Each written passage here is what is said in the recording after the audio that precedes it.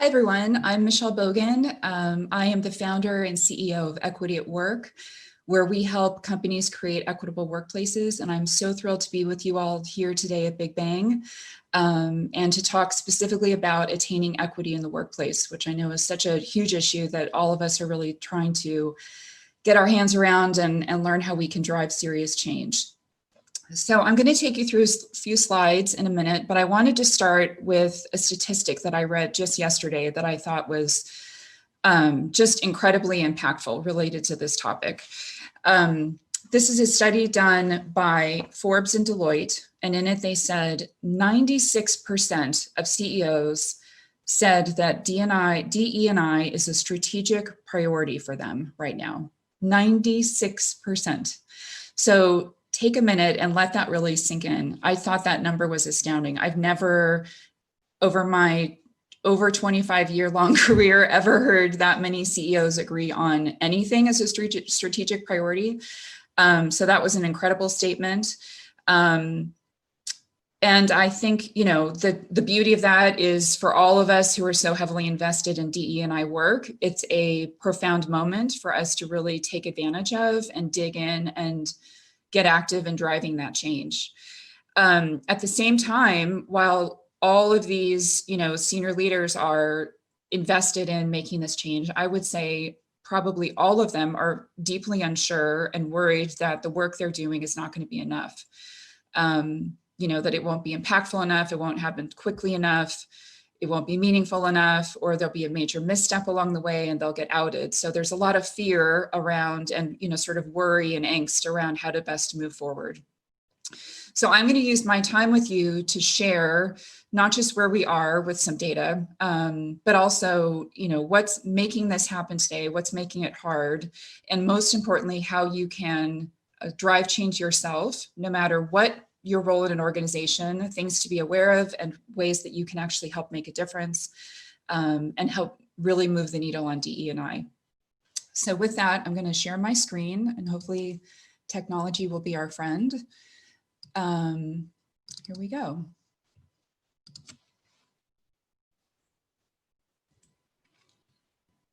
So attaining equity in the workplace. So I always have to start with benefits. And there are so many benefits to driving diversity and inclusion and equity in the workplace. It's absolutely the right thing to do. And in addition, the great thing is there are tremendous business benefits on top of that.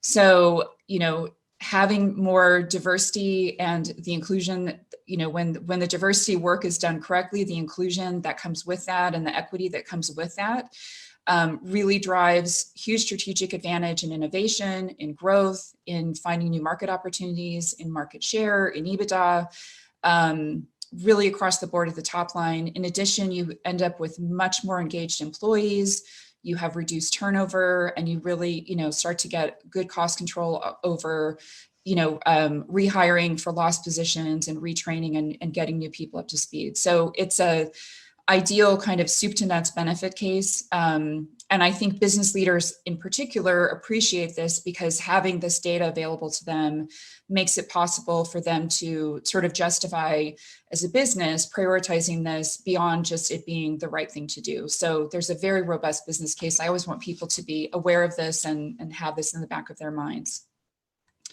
So let's take a quick look at what the current US employed population is. I feel like this is always a great way to level set expectations around different kinds of diversity that we really should be expecting to see in the workplace. So this is using Bureau of Labor Statistics data. This is everyone who is employable in the US today. And you can see it's about 50-50 male, female.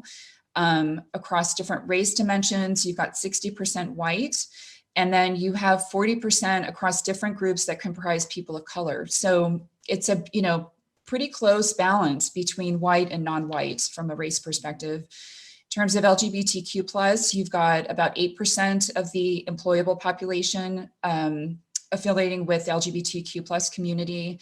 And then you can see the breakouts by age, disability, and veteran status. And so for today's discussion, I want to focus on the three in the top part of that slide: gender, race, and LGBTQ+. as some of the core dimensions of diversity that workplaces are really focusing on today. Not to say the others are not equally important, but I want to just, for the sake of time, focus in on those top three.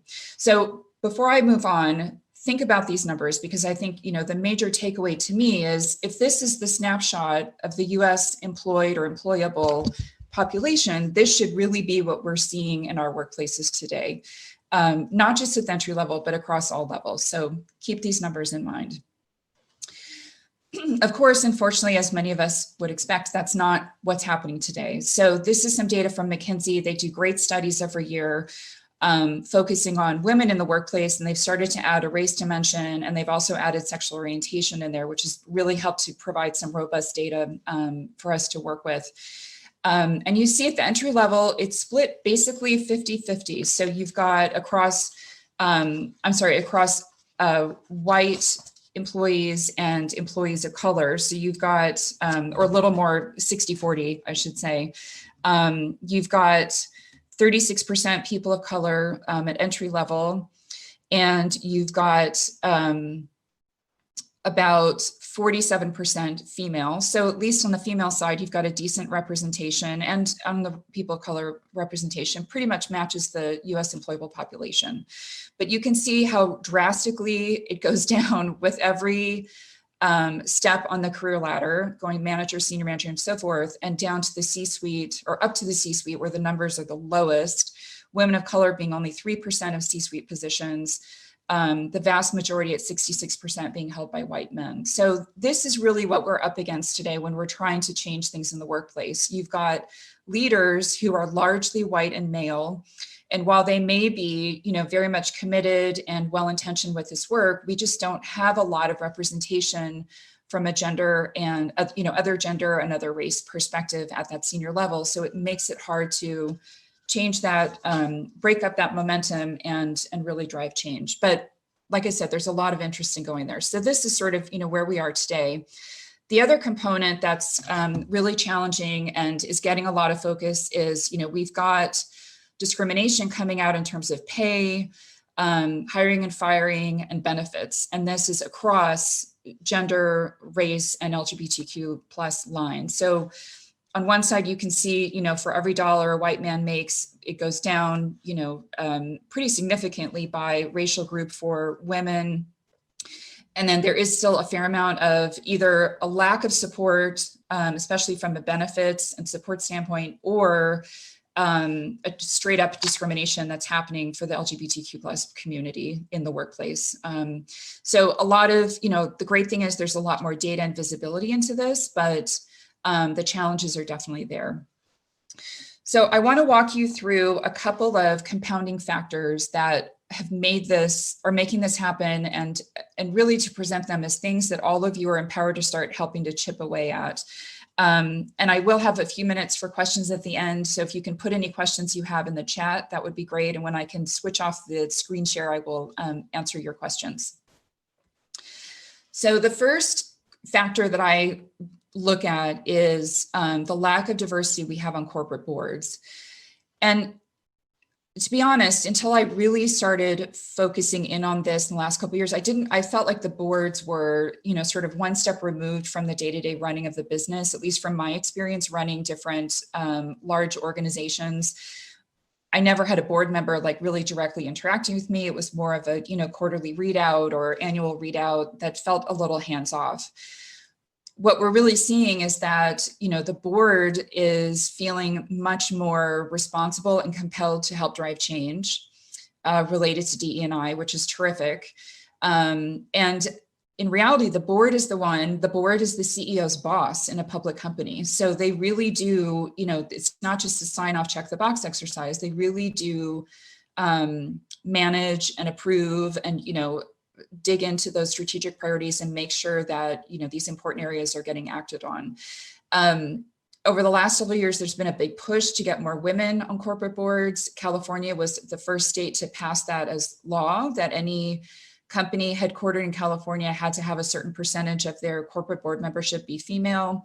They've since expanded that, into race and LGBTQ. And that has led the way for a number of other states. I think 6 or 7 other states now have signed that into law or have it pending as well. So it's really driving some terrific change. But again, we've got to have that representation and look at alternative ways to get some different people into those board seats to make sure that you've got the voice of that lived experience of people who are not just straight white male up in the board level and on those board seats. The next one is paid family leave. And I think this one, while this has been a topic from a legislation and government standpoint for a number of years, this has become incredibly highlighted related to COVID. And I'm sharing some statistics with you here on paid family leave, how poorly the United States stacks up against so many other countries, both from a maternity standpoint and a paternity standpoint.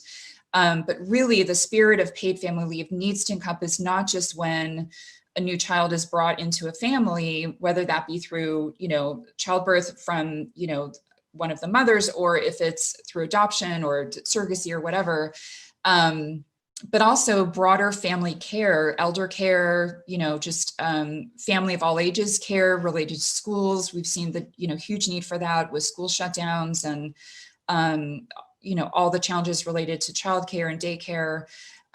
We've had so many women in particular, and particularly women of color, have to opt out of the employment force because the support needs are so drastic and they just don't have the flexibility with their job in terms of having paid leave, or even having enough flexibility, flex time that they can take off and have their job guaranteed to come back to support the needs that are happening now related to COVID.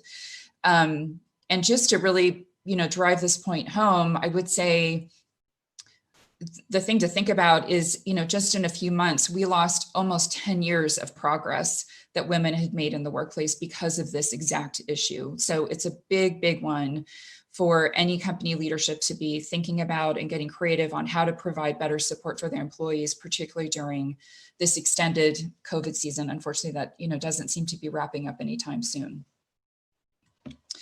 The third one I want to mention is unconscious bias. And unconscious bias is a relatively big buzz term that I'm sure most of you have heard of.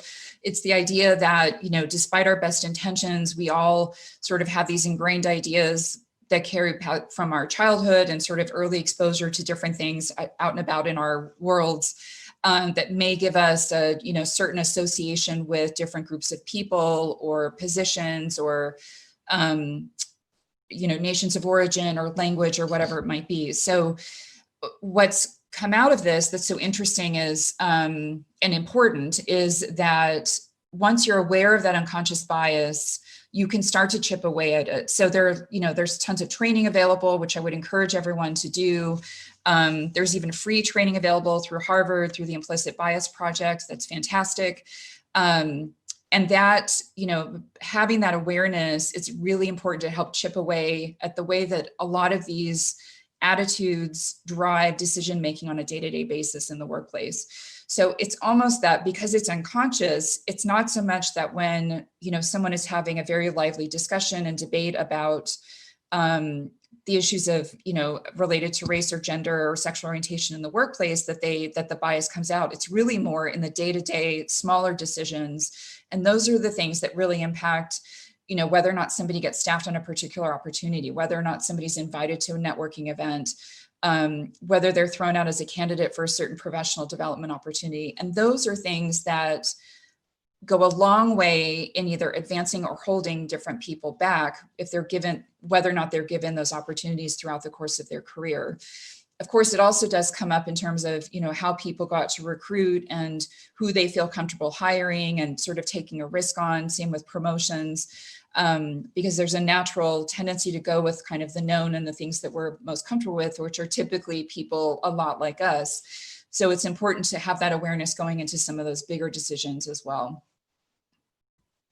And the final one I want to mention, and this is one absolutely everybody can make a difference in, is to start to get comfortable being uncomfortable with these equity related discussions and to be aware that everybody feels the same way. So as an example, for me, as someone who spent years digging very deeply into these topics, both during, other leadership positions I had within companies, and since going out on my own and doing this full time as a job service to other executives. I still find that some of these conversations are uncomfortable with all the reading I do and all the talking and all of the great people I'm surrounded by to sort of help keep me educated and keep, make sure I'm staying on the forefront of this.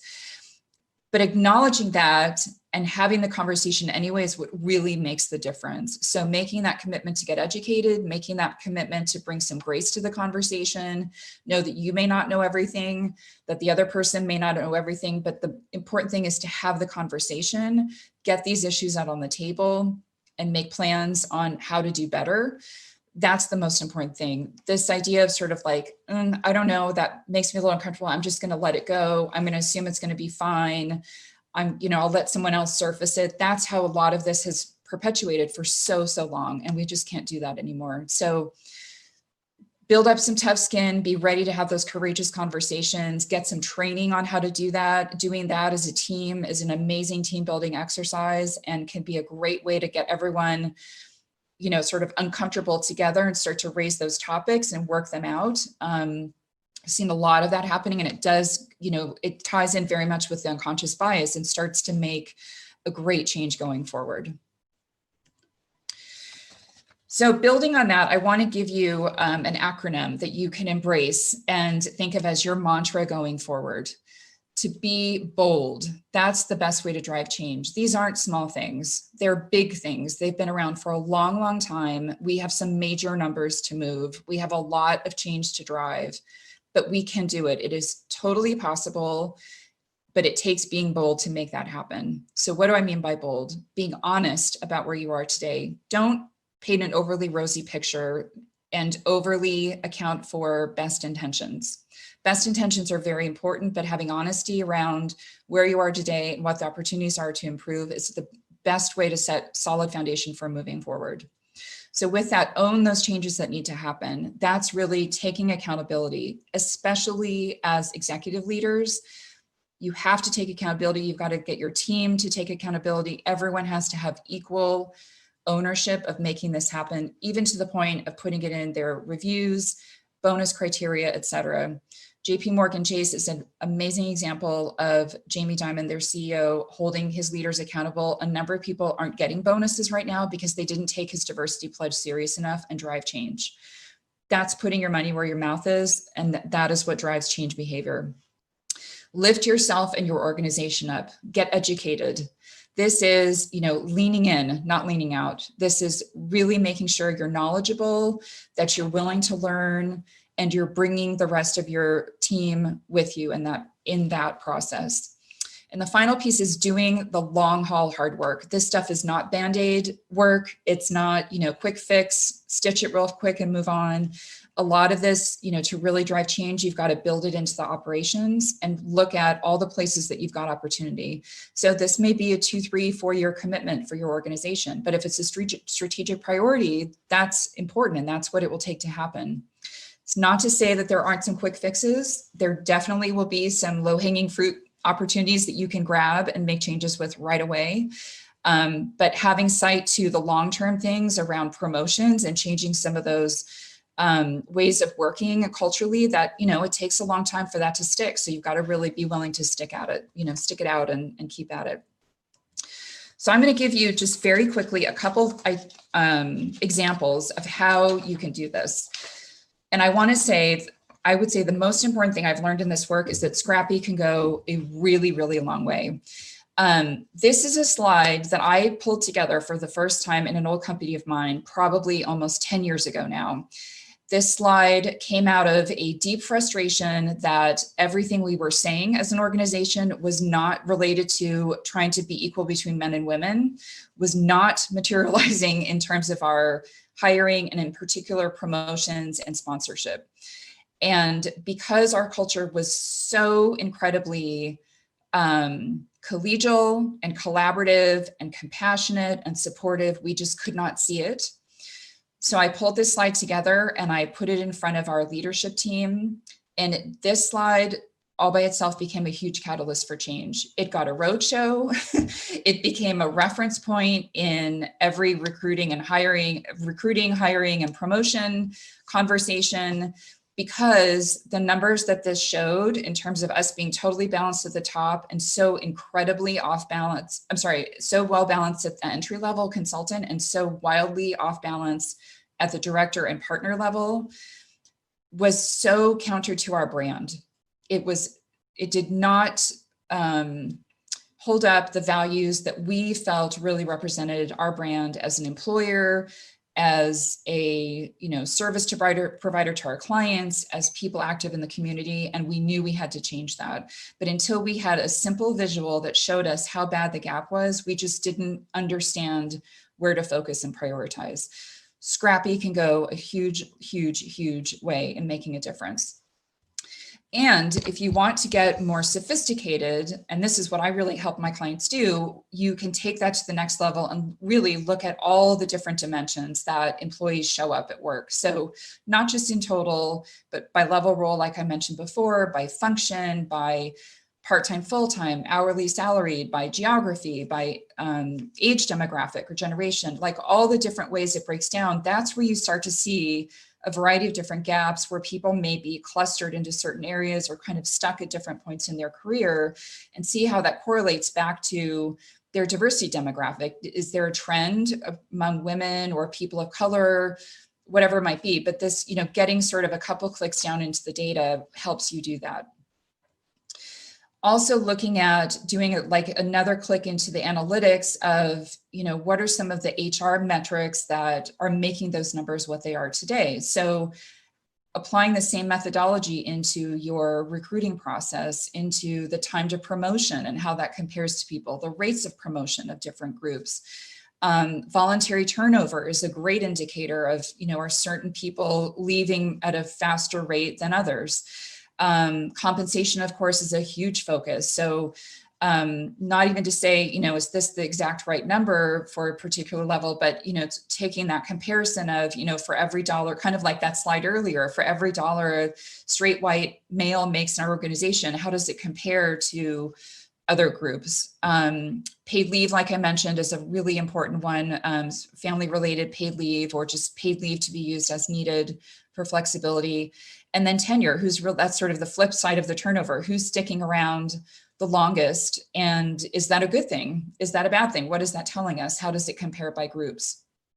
All those things together really tell a very complete story of where to focus your efforts related to D&I and how to most impactfully move the needle. The challenge with this work is there's a tendency to take a scattershot approach. So you've really got to hone in on 2 or 3 key priorities, focus there, get momentum going, and the rest will kind of take care of itself.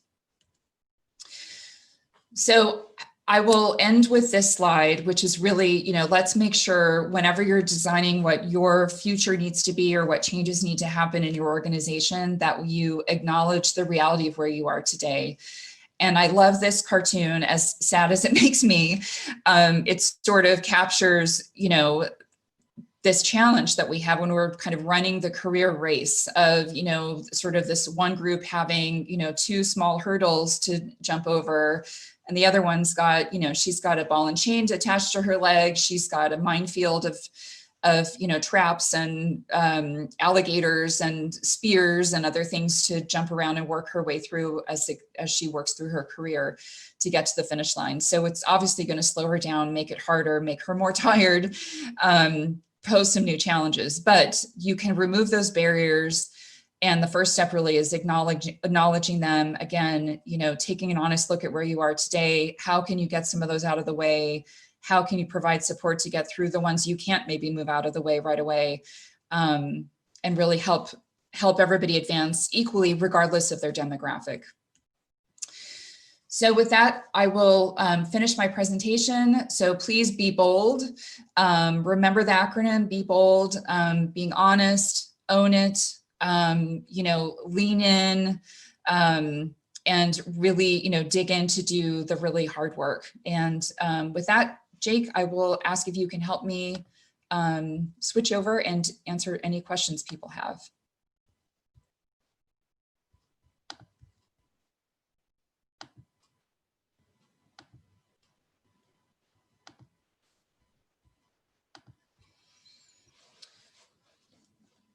If anyone has any questions, please go ahead and put those in the chat, and I'd be happy to answer anything.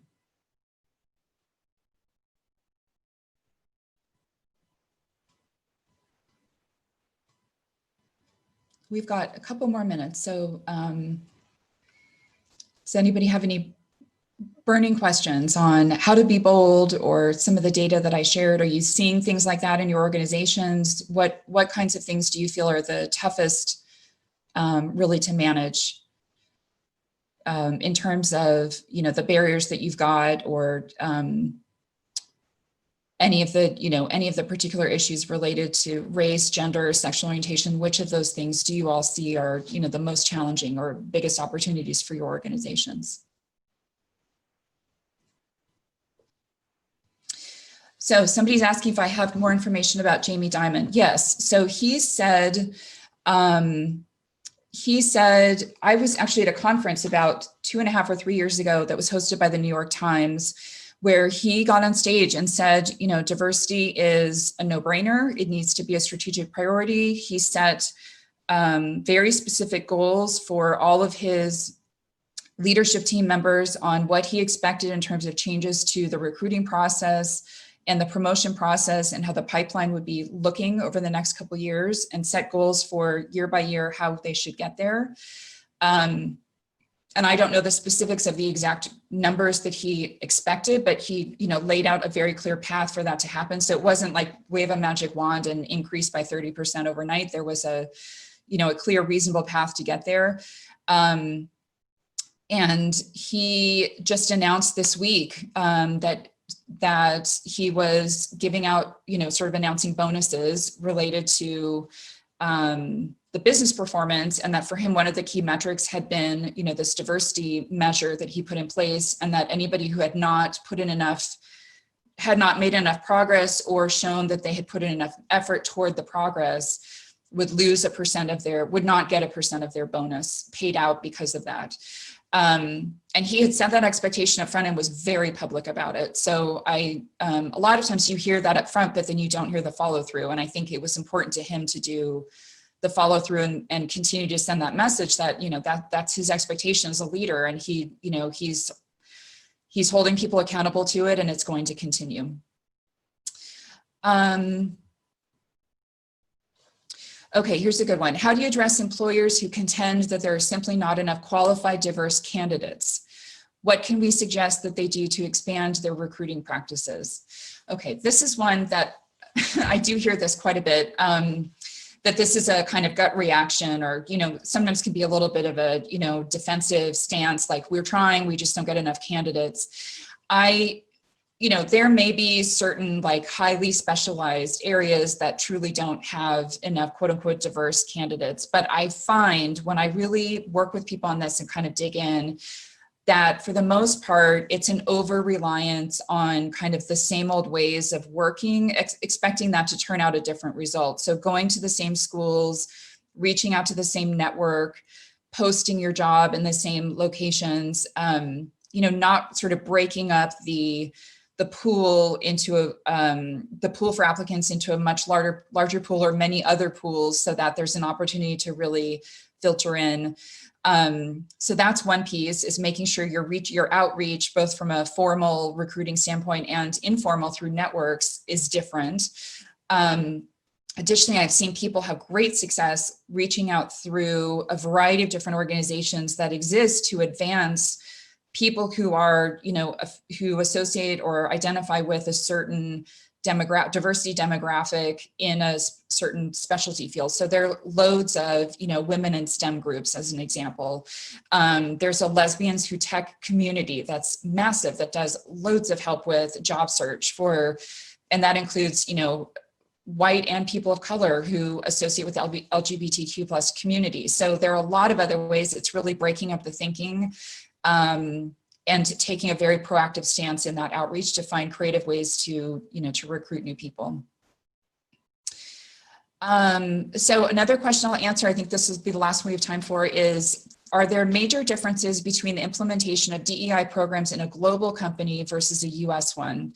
The concerns vary from country to country. So yes, that's true. And I think even regardless of how much,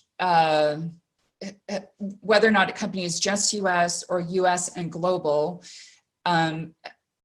there is no standard DEI approach that anyone should be taking. Your approach needs to be highly customized to your culture, to your brand value proposition, to your value proposition to your employees, to your company values.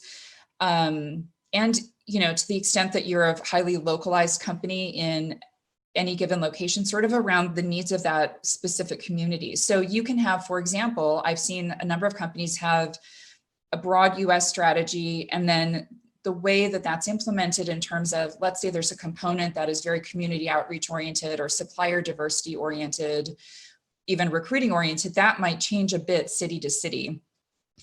The same holds true, I would say, at an even more significant, got a global different,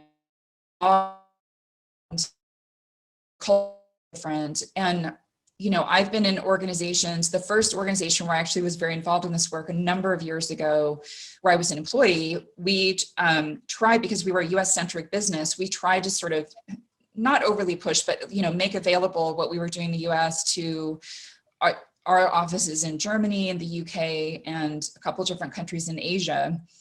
And while the spirit of it certainly applied and worked, the execution really fell flat. And we found that because the cultural norms were so different, they really needed to find kind of their own way of constructing a D&I strategy and figuring what that implementation was going to be like.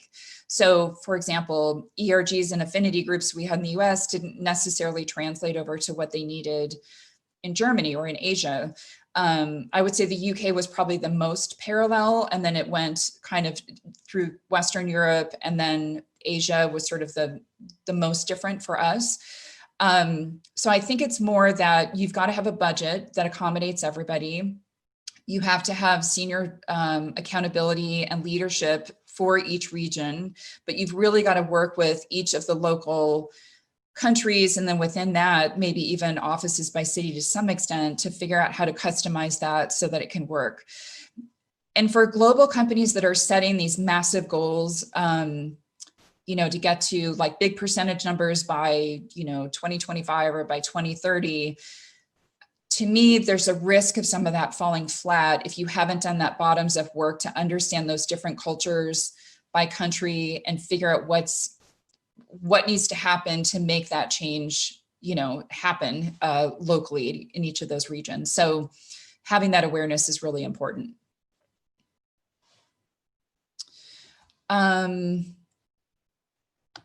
Okay, then I have one more question on the setbacks for women due to COVID. How can companies address this specifically?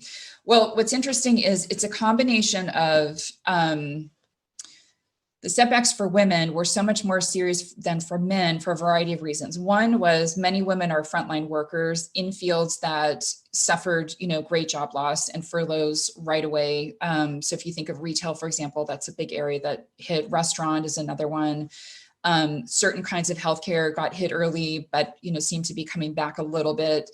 But then you had an almost equal number of women decide they needed to opt out of the workforce. And so that's the piece to me that is so concerning, related to the lack of support within companies to help. And it's really to help men and women, but women tend to still, unfortunately, take most of the brunt of this with family care. And if a woman is paid less than a man in a relationship, and one has to give, it's usually the woman that gives because she's, you know, currently compensated at a lower rate than her partner. So the challenge there is, you know, for companies, first of all, to acknowledge this is happening. So they may not be aware that, you know, this is such an extreme trend. It's so easy to say, you know, it's a bunch of individual situations, but again, sort of looking at what is the data telling you in terms of how widespread this is within a company. And are there any certain trends, like is it a certain level of person that maybe just doesn't have as much flexibility built into their job? Is it a certain department where their functional responsibility requires, you know, much more like dedicated time, like hands-on work? And how can you creatively build some flexibility into that through, working as a team or providing more flexible hours or just setting some, modified expectations for a period of time.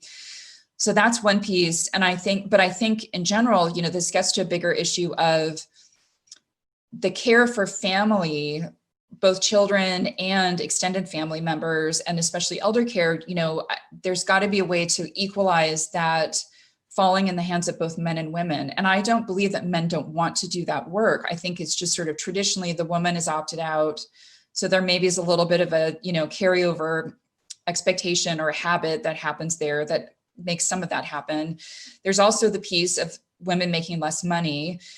The other piece is paternity leave. When you just think of like new children coming to the household, paternity leave is not normalized at all. It's very normalized that a woman would take maternity leave, but in many companies, even if they're now providing as much time to men as they do to women for that family leave, many of them are still not taking the time. The men aren't taking the time. They feel weird about it. They feel like they're breaking a pattern. They feel like they'll stand out. They feel like they're putting their job at risk.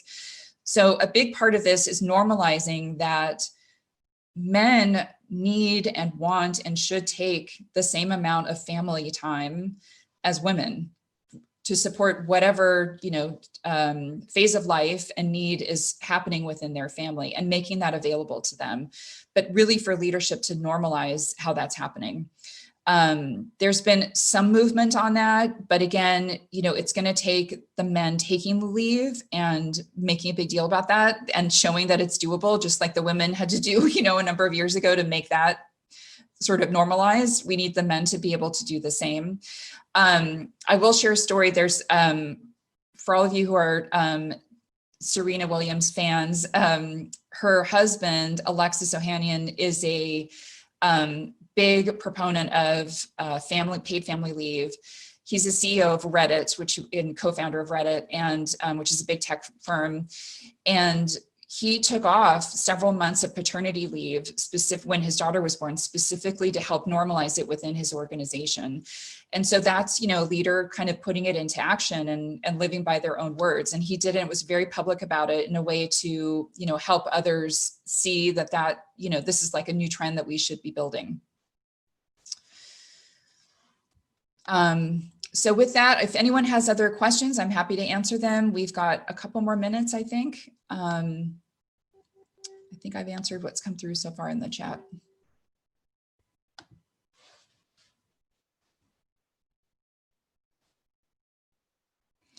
So here's another one. How do we encourage companies to work with their employees to make sure they take their leave? So often it's not encouraged.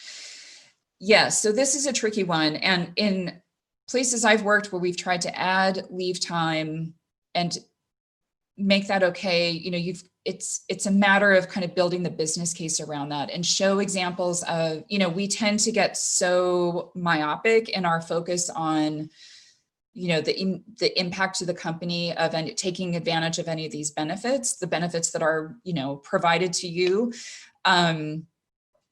And if you take too short term of a view, then of course there's going to be, an immediate term impact. But if you step back and say, okay, over 5 years, what did this mean? Or 10 years, what did this mean?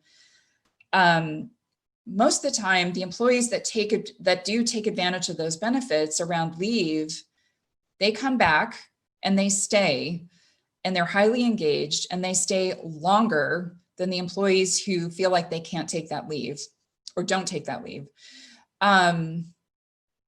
It's a big driver of engagement. It makes an employee feel like they can be themselves at work, that they're supported in their whole life, that they're not just there to be like productive for the employer and then that's it. That they're part of this bigger community that supports their whole being. And so, but it does, for people who question that, you have to look at, what's sort of the cost. For example, we expanded paternity leave and extended maternity leave at one company that I worked with. And there was some resistance. There actually was resistance even among the women who were championing this because we felt like we might be asking for too much. And I think this happens a lot, sort of afraid to even ask.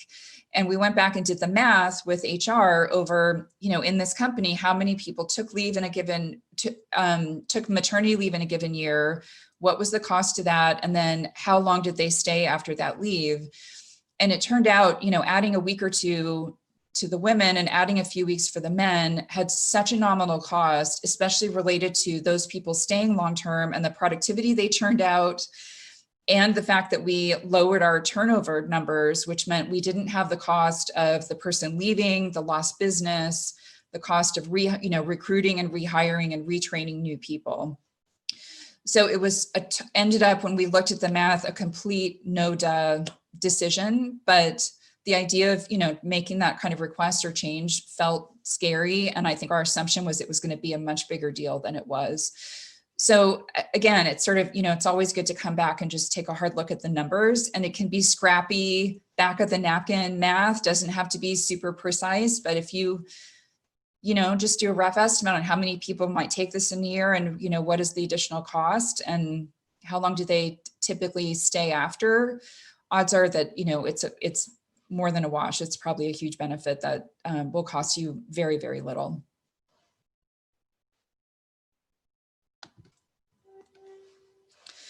And I'll mention there was one other comment that just came in. I believe this is a mindset shift from a focus on the work to a focus on the people who do the work. That is absolutely true. And yes, these changes start with the leaders. So it's shifting from, you may have heard there's a term out there called stakeholder, a focus on stakeholder value versus compared to shareholder value. So the traditional kind of, capitalist structure and mantra was very focused on the returns that you provide to your shareholders, the people who are owners in the business year after year after year. And over the last number of years, there's been this shift as you think about movements around conscious capitalism and being good sort of corporate citizens and measuring, climate impact and broader, economic impact and community impact for companies. There's been a shift to being to many companies becoming more stakeholder oriented. So who are all the people impacted by the company, both within the company and then like many, kind of clicks out from there.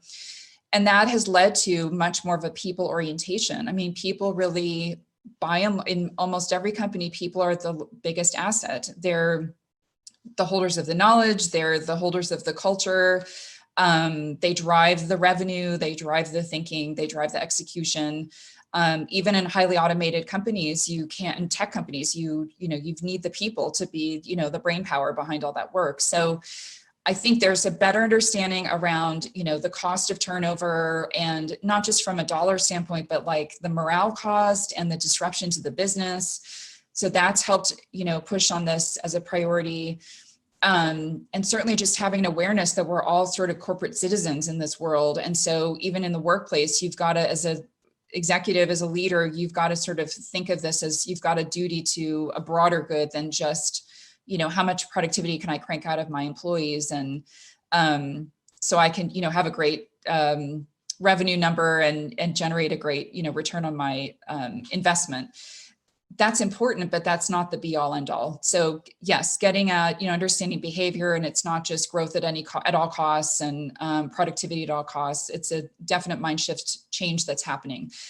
That being said, not everybody's there, but there's a lot of focus. There's talk about that. I get a CEO briefing newsletter from Forbes every day, and that talks about it all the time. And so if you imagine the audience for that newsletter, to have this topic so top of mind on a, probably 2 or 3 times a week basis, it's definitely it's a reality. It's something people have really embraced and want to drive more and more. And I think COVID has brought that home even more, that we're all so highly connected. So with that, I want to thank everyone for the great questions and participation, and thank you so much for your time. It's been great to be presenting this to you today and be part of bigBANG. So hope you enjoy the rest of the programming and have a wonderful day.